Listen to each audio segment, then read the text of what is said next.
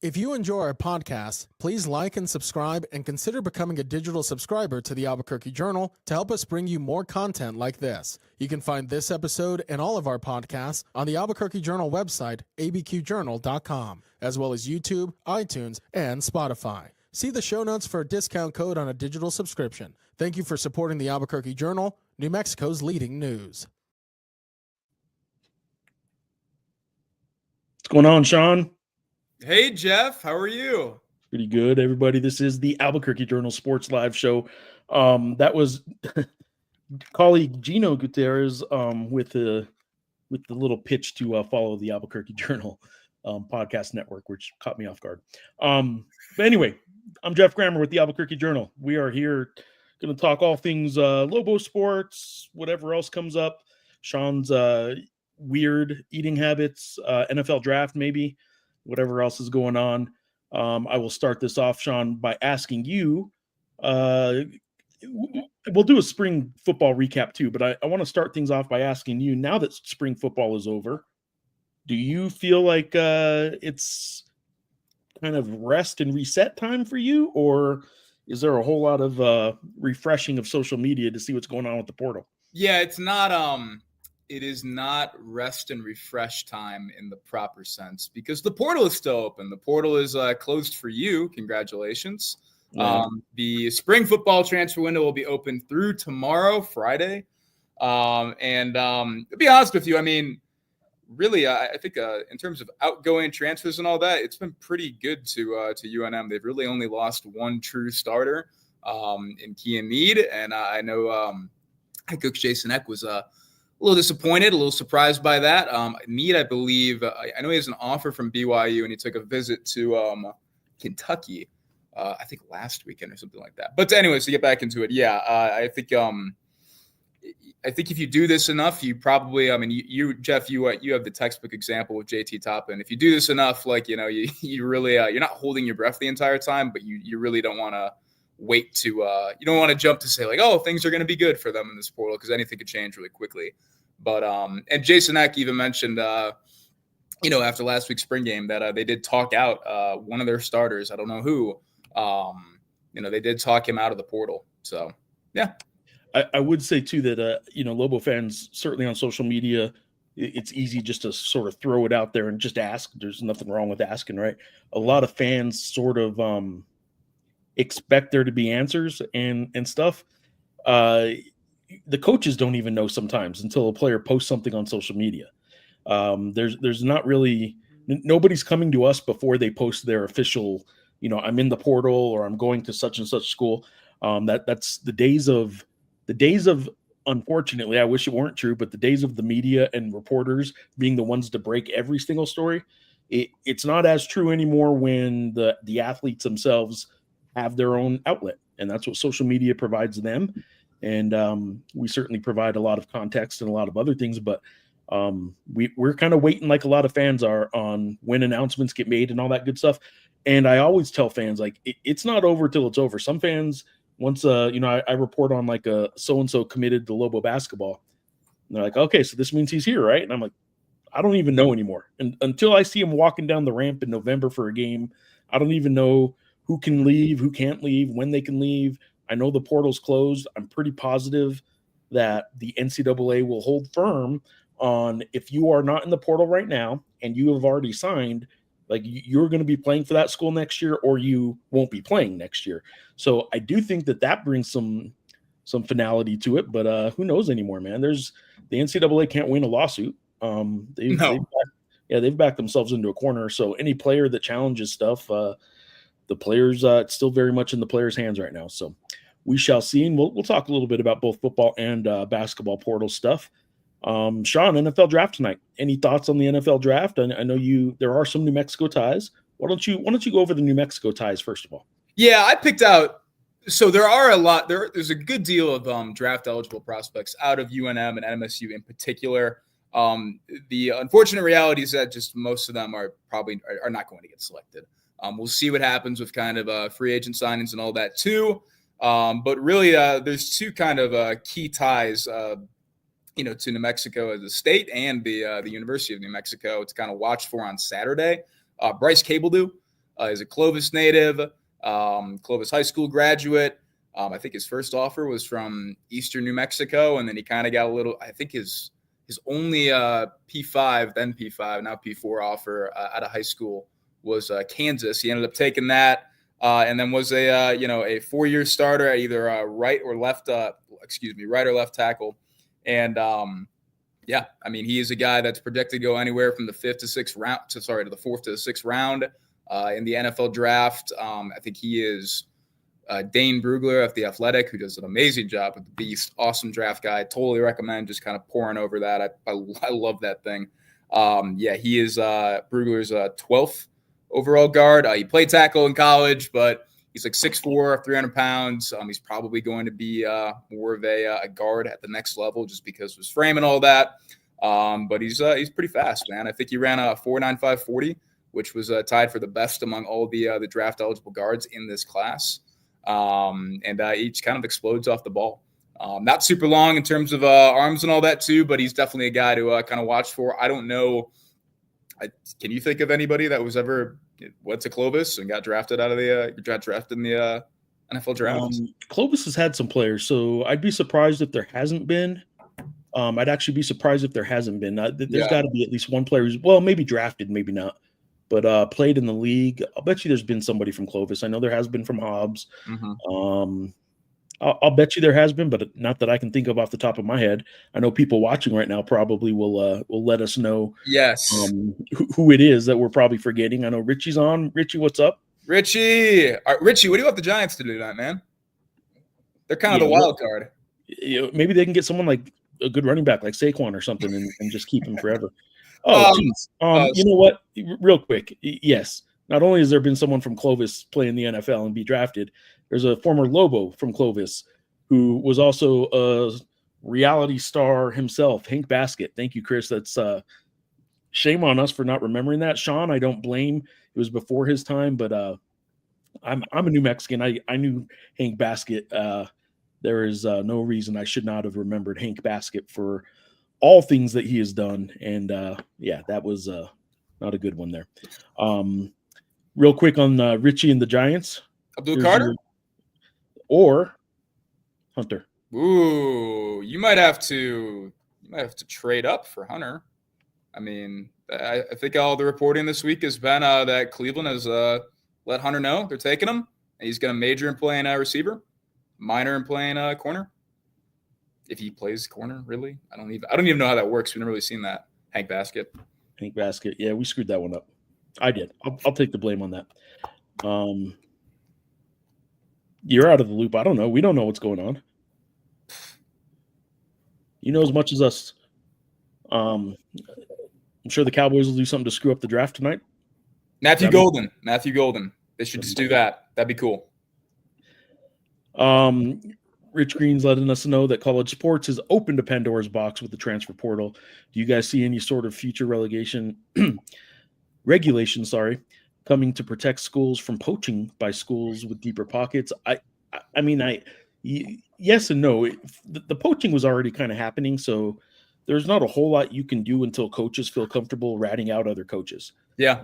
And there's a code that coaches won't do that. So I do see some regulation coming. I think that at some point soon, NIL collectives, schools, if House does or doesn't get approved, we don't know. This House settlement issue is still in the air. But whoever is behind and securing or backing the NIL contract with the player, just like they have with coaches. Now, coaches have the strong arm in all those contracts, but they haven't yet eliminated buyouts. Coaches haven't. For some reason, all these contracts with players on their NIL money, very few schools and collectives are putting in buyouts. Arkansas is now trying to collect a buyout from a guy who left, but it's weird to me that all this stuff that's going on right now can be not solved, but like helped quite a bit if the contracts just sort of replicate what a coach's contract looks like. Yeah. If you leave, there is a buyout penalty, and if you're willing to pay that, you pay it. And that's how it goes. But right now, if you leave, you just leave because there's not really anything holding you to the school anymore.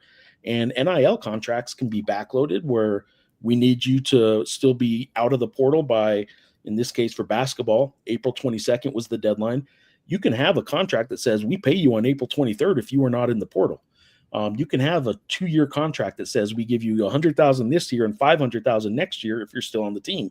All of those things are fair game, and I don't know why none of that has really been exploited on behalf of the schools and collectives who are now complaining that they can't keep players around.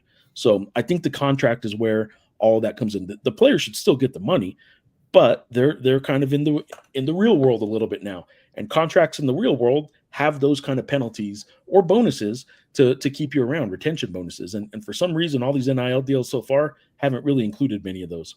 Yeah, and I'm aware, and I'm sure you're aware too, Geoff, of contracts where they're kind of built off percentages and all that too, where you get a monthly, if you get a monthly like 4% of like what your total contract is, and then if you don't leave in the spring portal, then you start getting 8% and stuff like that, and that's just kind of how that plays out there too. And the big story with we're talking about the contracts right now is Madney Imaleva, Nico's younger brother, who went to Arkansas. Yeah. And this week, Arkansas AD Hunter Yurachek, he put out the statement after Imaleva, entered the portal, and pretty clearly, I think at this point, is trying to join his brother at UCLA. That's where he was committed to before he went to Arkansas, although that's not confirmed quite yet. And Yurachek was like, yeah, no, we are definitely going to paraphrase it, obviously, but we are definitely going to try and get our money back, get the buyout going, all that too. So, yeah. And the coaches ratting on each. Sorry, go on. Yeah, I was going to say I should look up too. I don't know what happened with the Baylor situation. The point guard that went from that had agreed to $1 million NIL deal to stay at Baylor and then took a $3 million NIL deal to go to BYU. I don't know if he had signed anything, and if he did, I don't know if there were any penalties built in there. But I'll look that up because I probably should know. But. Exactly, yeah. And on the whole, like coaches ratting each other out thing. Like this is a question I did ask.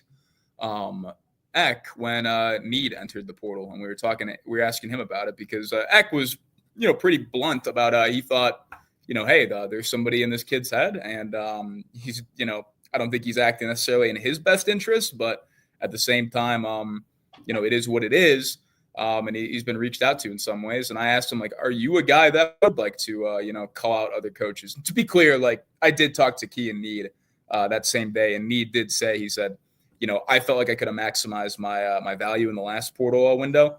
And I only have, kind of 2 years left, and I only play football once. I really want to make sure I do it right. So respect to him on that decision.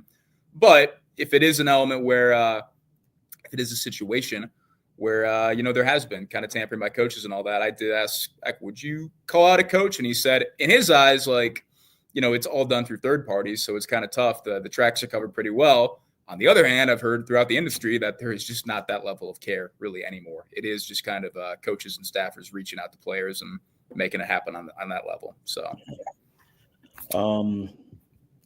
NIL needs performance bonuses too, just like coaches get. That's certainly a part of this too. I mean, the deal with performance bonuses, and you see this with coaches too. Some of those get backed off on a little bit because coaching agents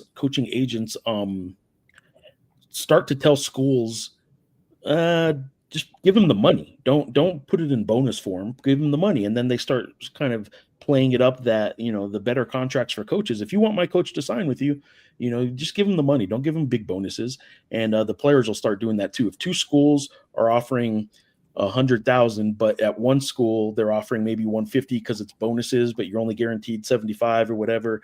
The guaranteed money is what these players and coaches want.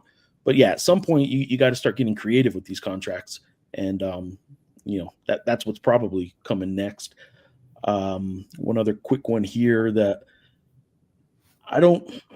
So Tommy Tom is saying, Geoff, I know there will be a ton of movement incoming transfers, but now, see, I'm not. Well, okay. Now that the portal is closed, who is your early preseason top 3 for men's hoop next year? Are you asking top 3 like in the Mountain West? Or are you talking the top 3 players on UNM's team? I think he's doing top 3 for the league. I think that's what he's asking. That's what I'm guessing is you're saying top 3 for the league. San Diego State by far and away is number 1. I think San Diego State might be a top, not just 25, they might be a top 20 preseason team. They didn't just add some players that I really like. The point guard from Louisiana Tech, I really like. They're going to have guys coming off the bench that used to be starters in this league. Jeremiah Odin was at UNC Charlotte, I believe it was last year, and transferred there. He's going to be coming off the bench. He can score. He's a big that can score. I just really like them. I don't know that they have really a true center. I think obviously Magoon Guath at 7'1" is a shot blocker, but he's so skinny. He's more of a stretch 4 than a center. They will play Farrell Compton at the 5, who's 6'10" and thick and bulky. But I would be a little surprised if I see Farrell Compton play beyond 20 minutes and stay out of foul trouble. So I do think that if you're looking for a weakness on San Diego State, I think they probably could use another center. I think they have talented bigs, but I think one of them is a foul prone guy, I think. And I would say that their point guard is going to be good, man. This kid from Louisiana Tech that some people don't even project as starting, they're crazy. He's going to be their starting point guard. They're going to be good. And Miles Bird has not yet made a decision if he's going pro or not. Outside of that, though, Boise State, Utah State, Colorado State. I don't know how good Nevada is going to be after last year. I'm not going to put UNM. There's still some movement, as you say. I'm not going to put UNM in the top 3 or 4 just yet. But I do think that in year one, UNM, I want to see them play in this system a little bit over the summer. And luckily, I don't have to put preseason predictions on paper until October. Best case scenario is I could see UNM in the mix at top 3 or 4. I'm not putting them there right now with what they have, but I'm not putting them below like 6 or 7 either. I think they have some good pieces already, just not a whole lot of guys that have played together or have a whole lot of D1 experience. But they got some guys potentially this week on trips right now that there's 2 more guards. I'll tell you that. There's 2 more guards that I'd be really, really impressed if they got both of them. If they even get one of the 2, either one, I would say that would be a pretty good upgrade too. But I think Lobo fans will be happy if they get the 2 guards I'm thinking of. One is on a trip this week. So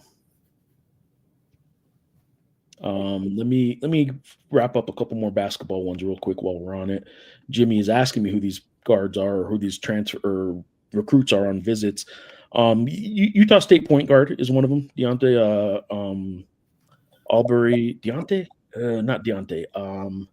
Albury, the point guard from Utah State is being recruited by UNM.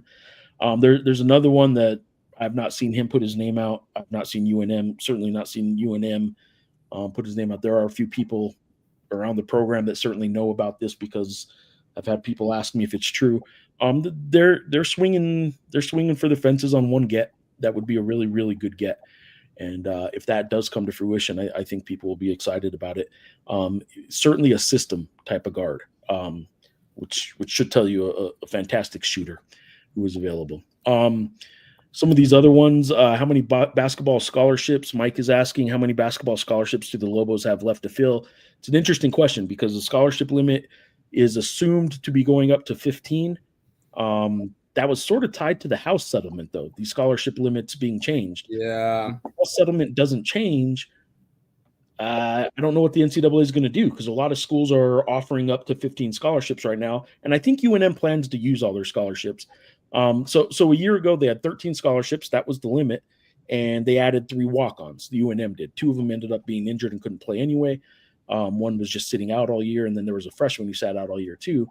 So essentially the Lobos had 12 scholarship players available and 4 guys that were not available, 1 scholarship guy and 3 walk-ons.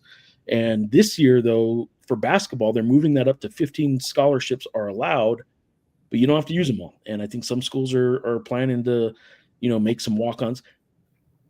Scholarship guys, or in the case of the Lobos got the Patton brothers from USC, there's one really good, proven, highly recruited brother.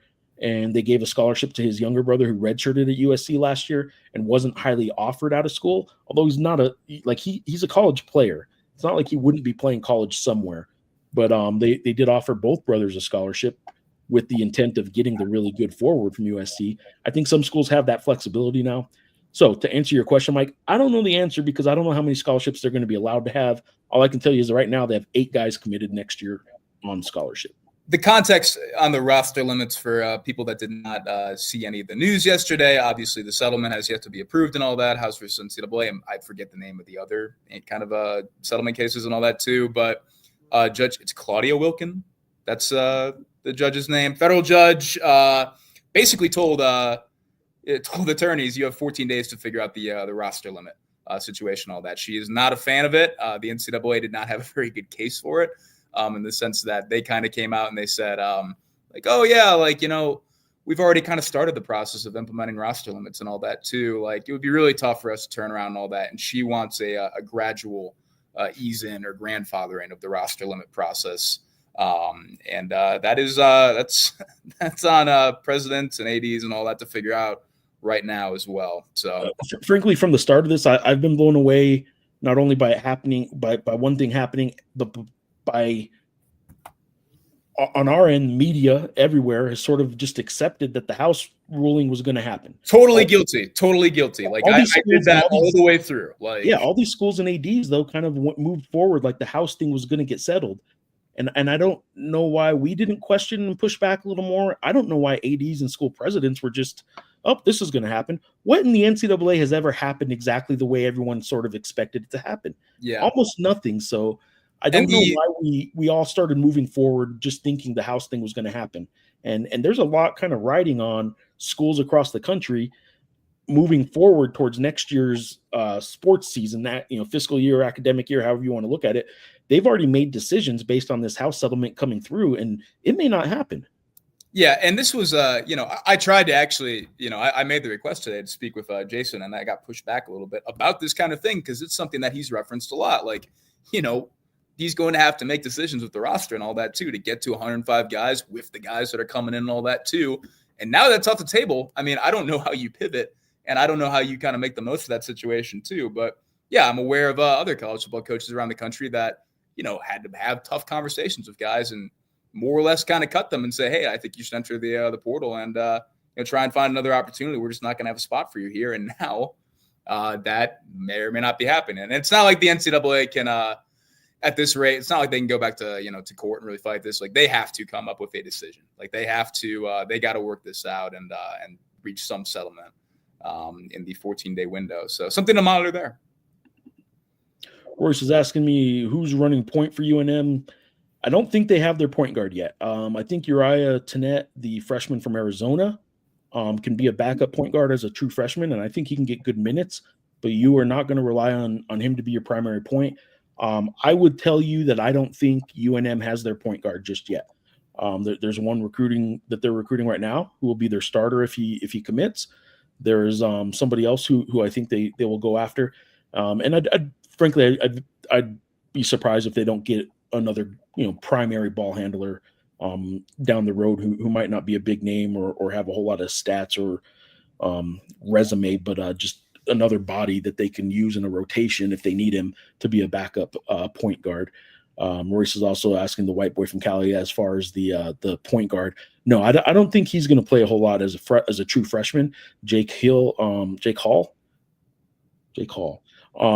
He's the guy that scored 3,100 points in college, in high school rather, in Southern California. Had committed to UC San Diego, is now committed to UNM. He's a shooter, man. He is a shooter, but I would not say he's a point guard by any stretch. And then Royce also pointed out what we were talking about earlier.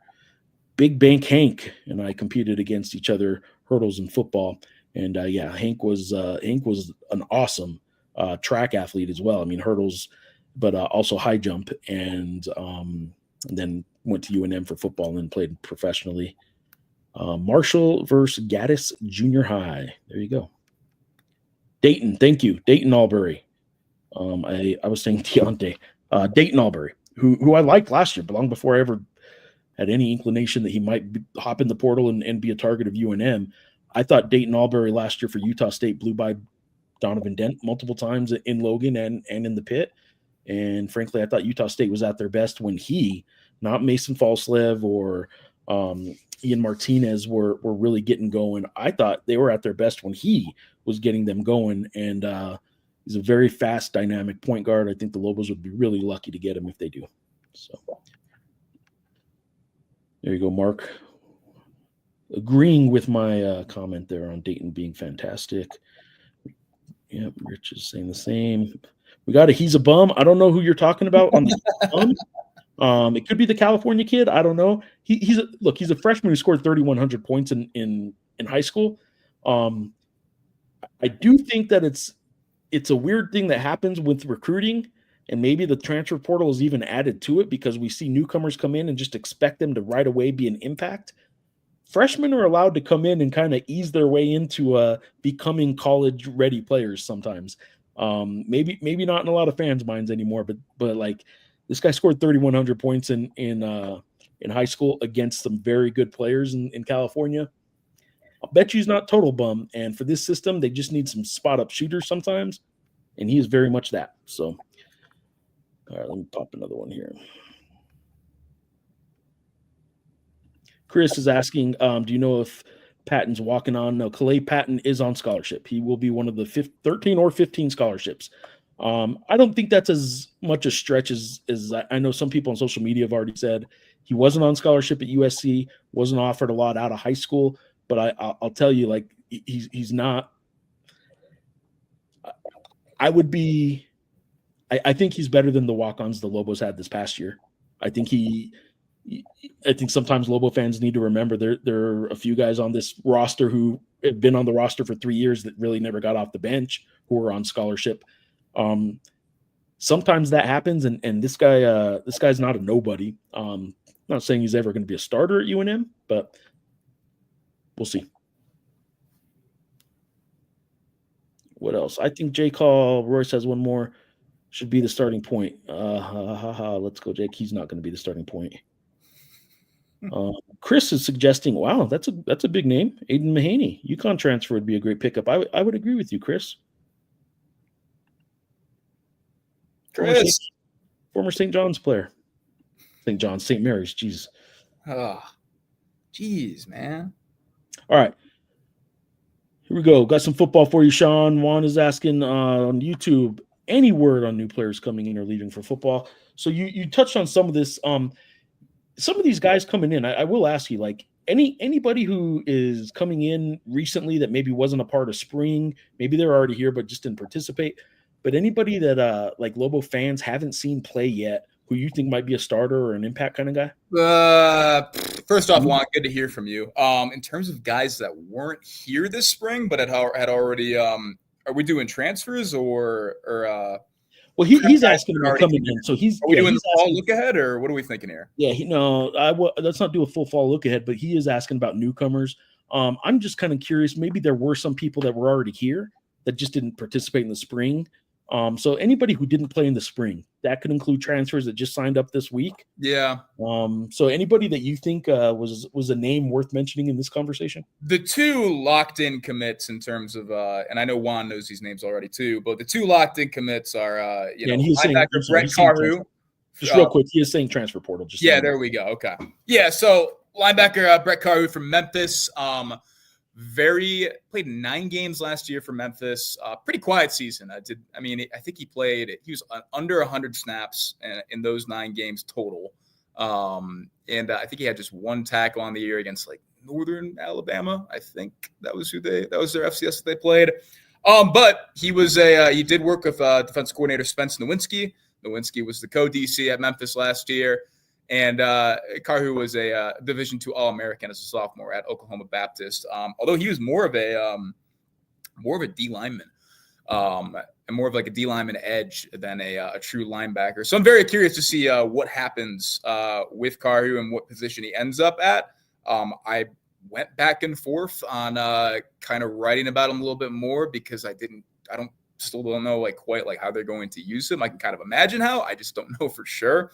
And then Caleb Coleman, who is kind of the opposite situation, defensive back at Texas State, previously played, I think, 2 seasons at West Virginia before that. Coleman, I imagine, is to supplement their kind of nickel star depth. That is the exact role he played at Texas State. He did not have a big season last year, but he had a pretty nice season, I think, with 6 starts 2 years ago. And Coleman, in particular, I mean, that to me is very much it's him and Albert Nunez in that with those nickel stars right now. And then David Murphy as well, too. That's kind of the group there. In terms of all the guys that are out, I have the list in front of me. I made sure to do that before we went on.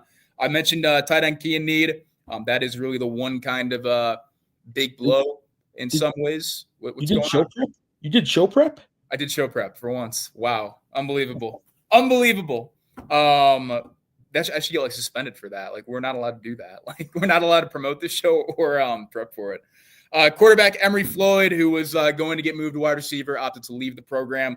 Offensive lineman Matthew Toilolo, a guy that I think played in like 11 games last year, but kind of more on like special teams units, field goal, PAT, all that. Running back Takeshi Fupala, he was a guy that actually had a pretty nice spring, all things considered. Was just going to be buried on the running back depth chart as well. Wide receiver Terrell Davis. I don't even remember. I don't even think he appeared on special teams last year. And I think he might have been a walk-on if my memory serves me correctly. Offensive lineman Nico Rivera, redshirted last year. Never appeared in the game for UNM. Safety Matt Lashley, same thing. Cornerback Devin Costello. Not a key contributor, obviously. I don't remember off the top of my head how much he did or didn't do at UNM. Defensive lineman Vincent Santos, who kind of got a raw deal in some ways, where he did not play for 3 or 4 years, and then he finally, the coaching staff last year, they looked at him and said, "Hey, we think he's a guy that moved back and forth between offensive line and D-line too." And the coaching staff last year looked at him and said, "Hey, we think you'd be really good at this kind of 6'0" lineman, rhino tight end position." And that was his role. And then he got injured against Montana State. Isaiah Solomon stepped in, and he kind of got Wally pipped down the stretch. He did end up playing, I think, in like 6 games last year. But, kind of a tough deal there. Linebacker Nico Bowler, depth piece in terms of linebackers. I thought he definitely caught my eye a couple times this spring. And he's a guy that I really liked kind of coming in as a developmental guy. I think he's like Diablo Valley Community College or something like that coming in from. That was usually an addition last summer. And it just did not see the field really. And then wide receiver Mateo Contreras also didn't really see the field. So that is 11 total names that are out right now. And all out of all of them to this point, those are guys that, frankly, I imagine the staff kind of came to and had the conversation. Hey, we don't think we're going to be able to, play you a ton this year. And, we can help you find another opportunity. But that appears to be the deal there. There have been 2 departures that aren't in the portal right now. Quarterback Isaiah Chavez and then running back Soljay Maeva-Peters. Chavez might get back to playing football. He told me that he has a kid on the way with his fiance. Congratulations to Isaiah. That he is he's going to obviously have the child in September and all that too. And just, figure out, maybe enter the portal in December, maybe won't. And then running back Soljay Maeva-Peters, he is a straight up just retirement. He also has his second child on the way too. So congratulations to Soljay too. There was a report today on X, Twitter, whatever, that wide receiver Mark Hamper, a Wisconsin transfer, who only spent this last semester at Wisconsin. Before that, he was a very good wide receiver under Jason Eck and company at Idaho. Sources told this Twitter account that Mark Hamper is committed to UNM, or is going to commit to UNM. I do not have a confirmation right now. We might have a confirmation later. That would be a kind of a huge ad. That's a guy that they're familiar with, obviously. And he did really nice things at Idaho as well. And it would really help a wide receiver room that could use a receiver like him. But again, I don't have a confirmation right now. Maybe we'll have one later today. And Giovanni McCoy, also the quarterback that a lot of us have speculated about out of Texas State, was at Oregon State before that. And then, Idaho before that with Jason Eck and all that too. He committed to Temple, Casey Keeler and all that. Yeah. Juan and I were at practice one day talking about Mark Hamper. I definitely think they could land Hamper for sure. It seems like this is very much a move where he wasn't going to really see the field a ton at Wisconsin and all that. And I think he is kind of a guy that's dropping down a level to the G5. And I think they absolutely could land him. But I think they're going up against Cal, and I'm blanking on the other school that is in the mix for him. But yes, I mean, Hamper visited last week. Not even last week, 2 days ago, actually. Excuse me. Keep getting my dates screwed up. So that is my really long, convoluted transfer portal update. What other questions do we have, Geoff? Well, we do got the comment that NIL days raised expectations. It did, but like everybody has the NIL situation now. So some schools have the money, some don't, I guess. Yeah. Can I ask you, for a school like UNM, in regards to the football program, like, do you think NIL raises the expectations of the ceiling, or it raises the floor of what the program should be? What do you think it raises more, given what we know about UNM's NIL Yeah, situation? that's a good question. And this, just a call back to that last Friday night spring game when we had Fernando Lobo on, and somebody asked him, is the Mountain West considering an NIL floor for schools, which is interesting. I that's part of what the Pac-12 schools, the departing Mountain West schools that left for the Pac-12 said these bottom schools aren't investing enough. There was conversation before all that happened of establishing a minimum, a floor rather, of investment, and before that ever got to a vote or university presidents around the Mountain West were able to make a decision on that, the departing schools departed. So the NIL floor is something the Mountain West is talking about, because when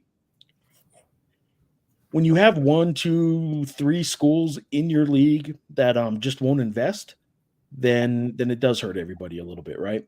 So I could see an NIL floor. That's not specifically what you asked. You asked, what does it raise expectation wise? I would say it does raise the floor, right? Like UNM and NMSU football for the past 20 or 30 years, both of them have been in the bottom 15 or 20 of every 1 through 120 or whatever the number of teams is. Was it 134 now? Something like that. 134, yeah, but usually like 130, 128. So, Sports Illustrated used to do it, and whoever now comes out every year with a 1 through 134 ranking, the bottom 10 or 15, you'd see UTEP, NMSU, UNM in that all the time. I would submit that I think the floor for UNM, because of NIL now, should be, this may not sound like a lot, but instead of say the bottom 20. So let's say instead of 114 through 134, I think maybe 110 should probably be considered the bad years now for UNM. You should be able to get enough talent that there are 30 schools worse than you in FBS. And that, I know that doesn't sound like much, but if you consistently did that at UNM, even, I think that would be a step in the right direction. Then you start worrying about being a top 100 school every year, then top 80 maybe. But UNM has slipped a lot, and NMSU financial struggles and investment issues way beyond even UNM's. So I would tell you that NMSU more consistently has been down there, although they've been in recent years more consistently higher than UNM, of course, because of bowl games and such. But yeah, I would say the NIL has raised the floor of what you should expect out of UNM.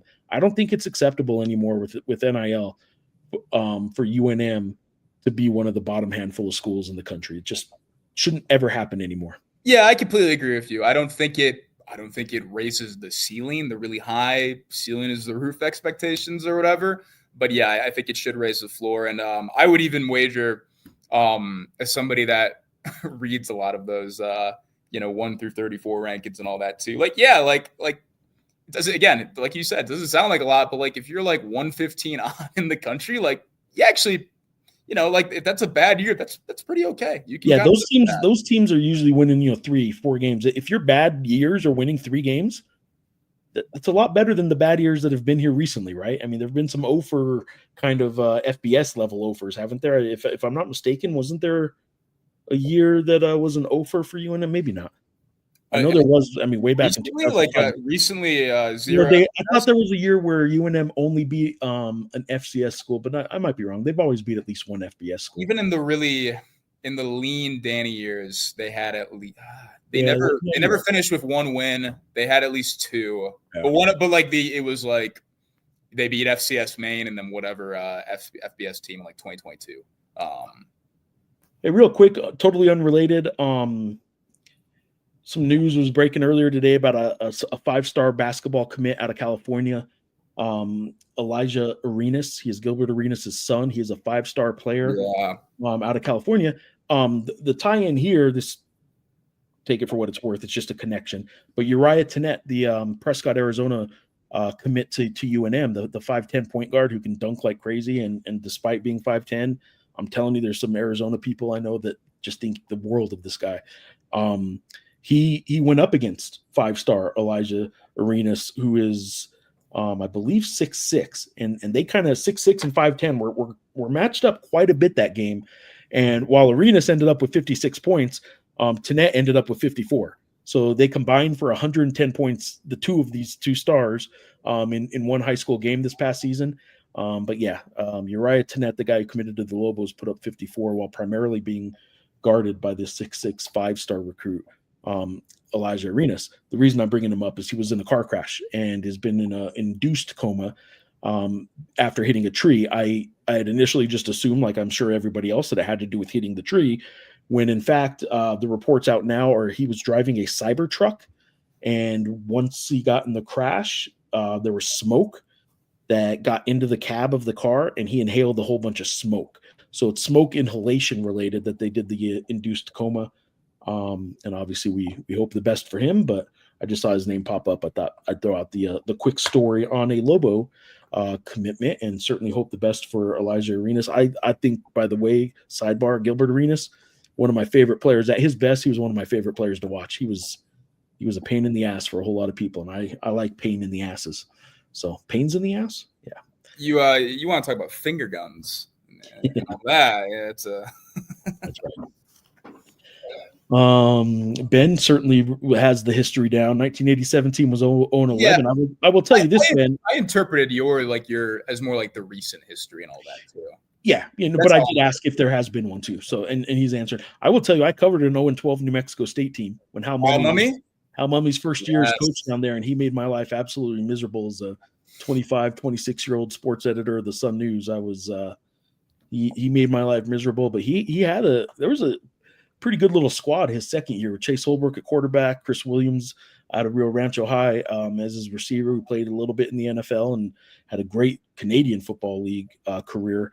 Had a pretty good little team there that second year, and it never really did much with it. But Hal Mummy and his air raid had one good year at New Mexico State, and it was not 2005 when they went 0-12. So I would like to attribute that successful season to when you called mesh at the spring game or whatever, or you called Y-Cross. Yeah, I would like to attribute that.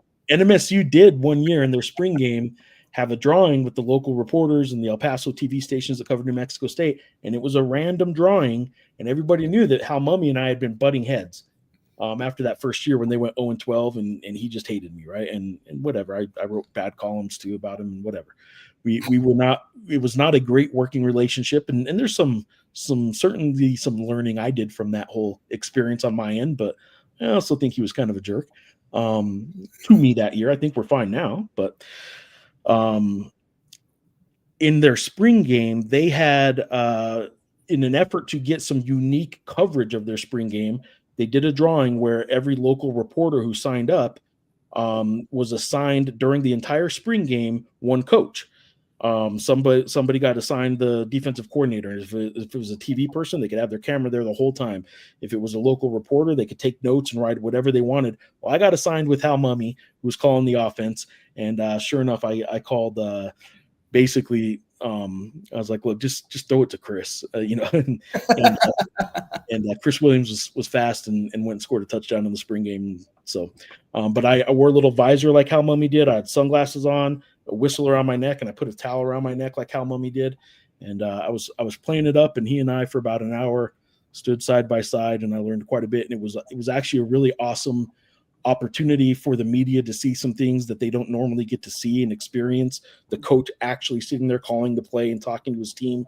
And I thought it was awesome that the access that they did that year.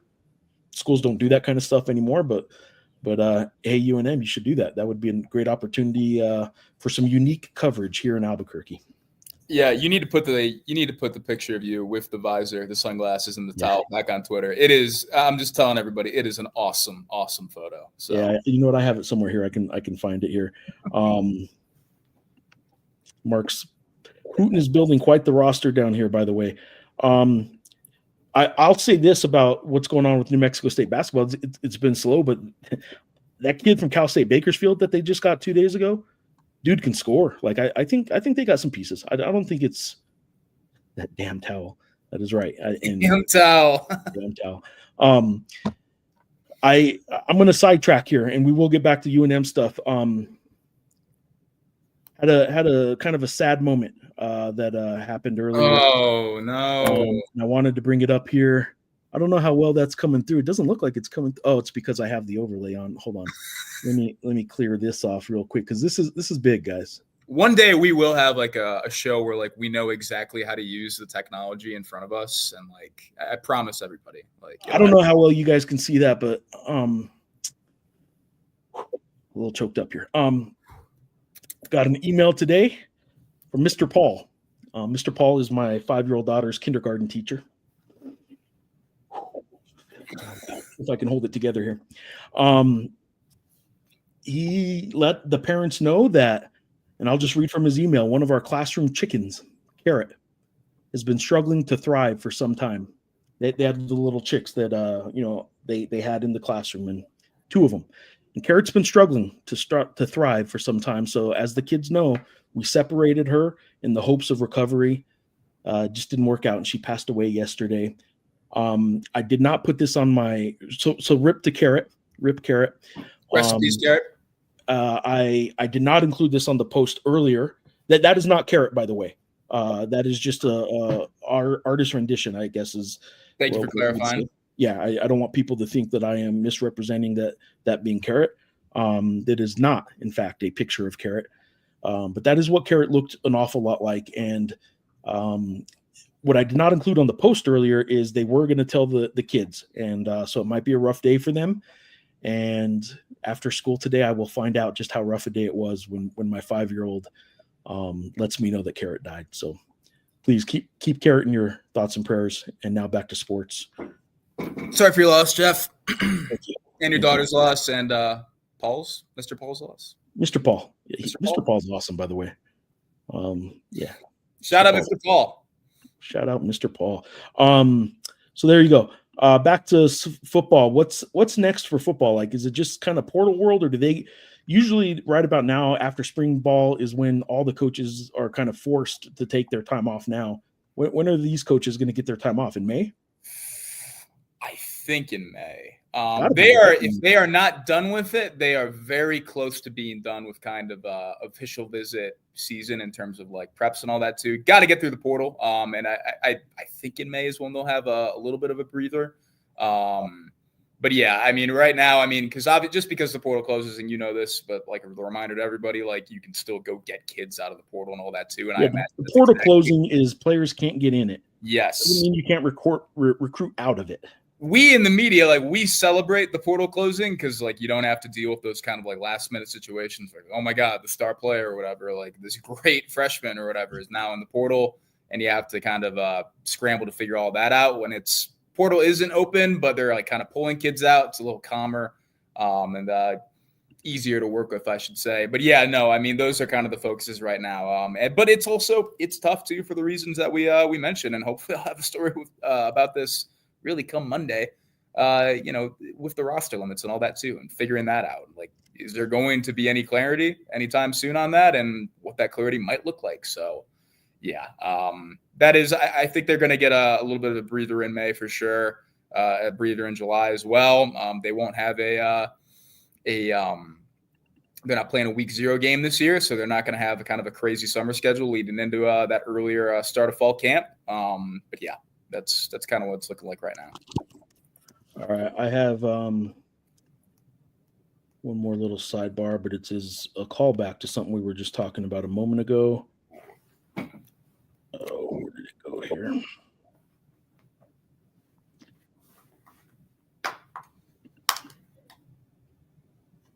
Yes, take that one out and add this one. Okay, you asked for it, and when Sean asks, the photo? Let's go. Yeah, except I saved it sideways. Hold on. Yeah. I'm gonna have to save it not sideways. Hold on. But yeah, anyway. Well, here, I'll just throw it up there. There you go. There is me and Hal Mummy. Take that off. With the inability of Jeff Grammer to flip this picture during the show. Apparently, I don't know how to do that. So 25-year-old Geoff Grammer right there, man. 25, 26? Yeah, probably 26 right there. I'm 26 there. 26? Man. Yeah. Wow. So there you go. I tried to look just like him. I had the towel going, put the glasses on, did a visor, and even wore a little New Mexico State polo there because I was a New Mexico State grad. I am a New Mexico State grad. So there you go. I'm sure that fodder will be used. A young Jason Kelsey. All right, let's see here. See, so here are the overlays we got from graphics people. We could do just the Albuquerque Journal, or wow, and have them both. The problem is when we do the little bit larger versions, or if we have 3 people on, this Sports Live covers up the screen. So there you go. You can do that. A little too close. Yeah, sorry to everybody that listened to Friday's show for some of our audio issues. I figured it out yet again. I figured out what the audio issues are after the show.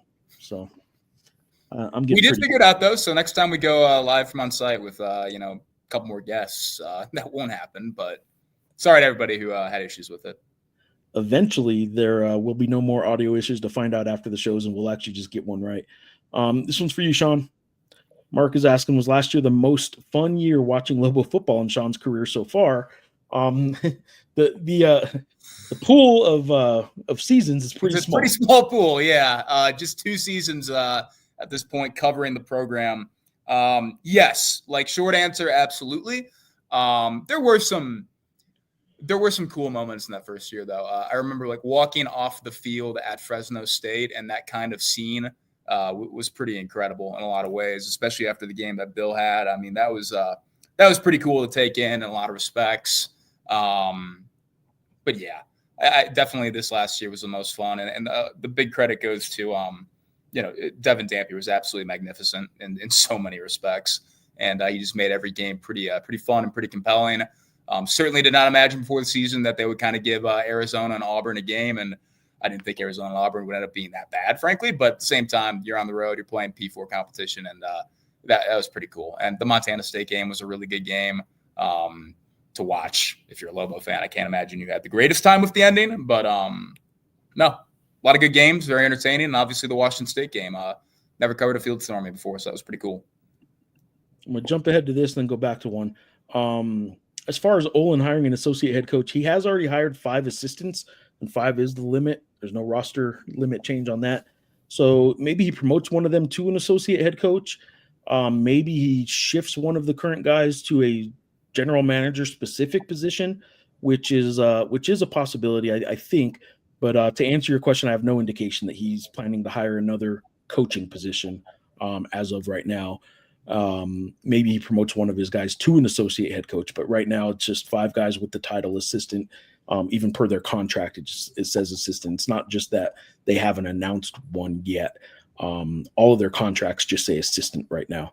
So again, that could be amended at anytime. Things can always change, but not to my knowledge. Chris is the answer I have. All right, Sean. Rich is letting you know that he just finished up some delicious blueberries for lunch. Rich, I'm very happy for you. I'm certain that you enjoyed them. I have a couple peanut butter sandwiches waiting for me when I'm done with the show. I'm looking forward to eating those too. So all right, let's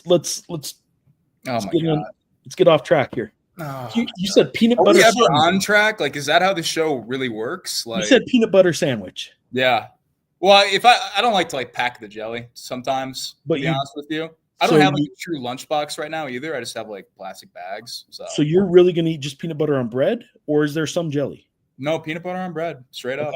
There's nothing wrong with that necessarily. It's not as good in sandwich form. You need to have some jelly in my mind. Yeah, it's on toast. I like just peanut butter. I prefer the jelly. I like to just eat it though. If I'm gonna make a peanut butter and jelly sandwich, I like to just make it right then and then just eat it right after. I don't love the kind of the soggy bread and all that too. The peanut butter sandwich was a classic work lunch for me when I was peanut butter sandwich with a couple sandwiches with a bag of goldfish was kind of the primary working lunch for me back in my landscaping days. And it was a very dry lunch, but got the job done. Yeah. I'm not a big lunch guy either. I don't like to have a big lunch. I'm an enigma. I don't know. It was easy. It was cheap. That's what I did. Peanut butter sandwiches with no jelly. Again, if I'm gonna, I'll eat a sandwich PB&J at home, like for sure. I got carrying a peanut butter sandwich with a bag of goldfish. Come on, man. Oh yeah, I will say I'm not a grape jelly guy. Just want to clarify that too. Not a grape jelly guy. Yeah, I prefer the reds, but I'm fine with grape too. Got to be crunchy. How do you feel about crunchy peanut butter? I hate it. Can't stand it. Why though? Why would you hate it? I just have never been a fan. I respect people that like crunchy peanut butter. I'm just not a fan. But like, if you like, dude, like cold bread, crunchy peanut butter, and grape jelly, that's an incredibly unappealing sandwich in my eyes. If you're gonna skip out on the jelly, you got to go banana. I mean, peanut butter and banana sandwich. I've done that. I mean, it's what I had for breakfast today. Basically, I had Greek yogurt. Back on Greek yogurt, by the way. Basically, start with the Greek yogurt. Back on Greek yogurt. We're talking bananas and peanut butter, and you say, I chopped up some bananas. I had some peanut butter with it, some granola. It was very good. It was nice. My 5-year-old, one of her favorite, snacks, growing up has been just put some peanut butter on some banana, or if you got bread or not, like she'll always go for that. She's a big fan of drizzling a little bit of honey over like an open face peanut butter with some sliced bananas on it with a little drizzled honey. I like that. Yeah. And crunchy. I'm all for it. Am I getting like food tips from a 5-year-old? That seems like correct. Like that seems right. She loves blueberries. Just have to She also loves cotton candy. That might not surprise you. A 5-year-old loving cotton candy. We digress. I'm glad to hear this. I have not looked at an update, but I'm glad to hear he's in stable condition. So thank you for that update. All right, Sean. So what's next for you? I'll wrap up basketball real quick with you guys. I do think there'll be a couple more commitments in the next few days. I don't know. I'm not predicting who it's going to be or anything, but I'd be surprised if what's today, Thursday afternoon. I'd be surprised if by the end of the weekend that 8-man roster is not up to 10. They'll probably be about 10, and then see they can be really selective, and whether it works out or not, what we're not going to know. But I can tell you this: they're playing the long game kind of approach to some of this NIL rather than jumping in early and overpaying. They've been really patient, and now that the portal's closed, there's some thought that some athletes right now didn't get what they wanted, didn't get what they expected, and they might be able to make a school like UNM can make another go round at some players. At the other end of this, and it's risky for the players, risky for schools too. But if you wait till the very end, like we're talking, wait till June, July, and see who's left in the portal, then once the choices become limited, those players might just take anything, or if the schools are desperate, they might pay anything. So like you're going to see some really weird pricing in the NIL world, I think, come like July when options are limited. Some players are going to panic and just take whatever they can get. I think some schools are going to panic and pay whatever they can to make sure, well, shoot, we don't have a big man. We better, whoever's 6'10" in the portal right now, I will pay $5 million for. That you'll see some of that. UNM tried to sort of approach this as more of a, I said long game. Let's actually rephrase it to more of a middle game. They didn't hit it early and overpay. They don't want to get into the panic zone of late and have just a really screwed up market. This is their sweet spot right now. In terms of how the money goes. And like I said, I'd be surprised if by the end of the weekend you don't have a 10-man Lobo roster. The interesting thing, and next week I hope to write a story on this. By the way, I do have a podcast recording planned with one of the assistants, Tom Tinklewitz, over the weekend. I'd hope to get it this week. It's not going to happen until this weekend, but we'll start getting to know that staff a little bit more.